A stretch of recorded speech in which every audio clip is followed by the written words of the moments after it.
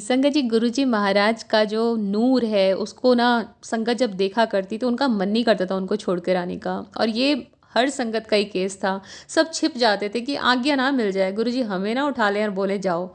छिपे रहते थे एक दूसरे के पीछे कि बस नाम ना भूल जाए हमारा। तो संगत जी ऐसे ही ना एक बार बड़े मंदिर में देर रात को 3:30-4 बज रहे थे और कुछ सेवादार अंकल वहाँ पर थे, संगत थी वहाँ पर 5-7 लोग। तो गुरुजी महाराज ने माली अंकल से कहा चारपाई बिछाओ, और वो बिछाई उन्होंने, और उसके बाद उन्हें लंगर प्रसाद दिया। गुरुजी महाराज खा रहे थे और ये सब कहते हैं कि हम चोर बन गए, बिल्कुल छिप गए और हम गुरुजी को निहारे जा रहे हैं खाते हुए, कि वैसे किसी को देखना नहीं चाहिए खाते हुए, पर इतने अच्छे लग रहे थे वो, हम उन्हें देखे जा रहे हैं। हमें लगा गुरुजी को पता ही नहीं है।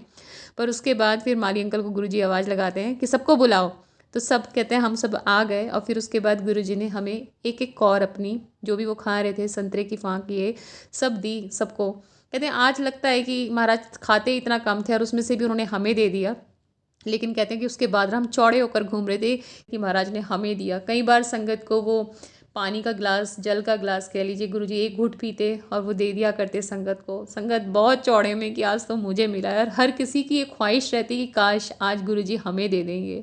तो संगत जी ऐसे ही एक बार ना गुड़गांव में शादी थी, और गुरुजी ने यूजुअली जो शादी के निमंत्रण होते थे गुरुजी संगत को दिया करते थे। तो एक अंकल थे, वो अपने दोस्त से कहते हैं यार हमारा नंबर कब आएगा, ये सबको इनविटेशन कार्ड देते हैं। तो उनको भी मिला, गुड़गांव की शादी थी।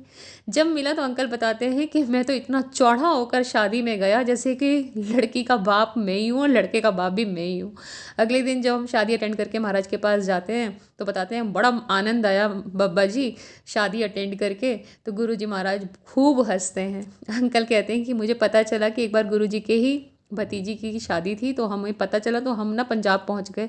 तो मैंने अपने घर के जो बुजुर्ग हैं उनसे कहा कि अगर पूछेंगे ना कि कैसे आना हुआ तो हम कह देंगे यहाँ ज़मीन देखने आए हैं। ये सेटिंग करके, प्लानिंग करके वो लोग चले गए मलेरकोटला, जबकि दिल्ली की कोई संगत इनवाइटेड नहीं थी वहाँ पर। उस शादी में पर्सनल फैमिली की शादी थी।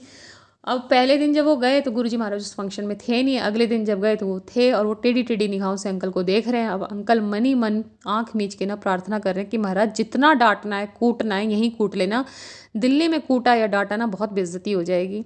और जब उन्होंने आंख खोलकर देखा तो महाराज कहते हैं चलो सारे मिलके भंगड़ा पाओ, और जो दिल्ली की संगत आई है वो भी मिलकर भंगड़ा पाओ। अंकल कहते हैं हम इतने खुश हो गए, फिर तो हमने खूब डांस किया।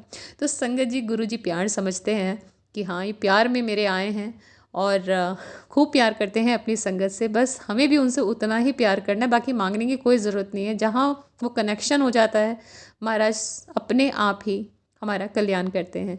जय गुरु जी, शुक्राना गुरु जी।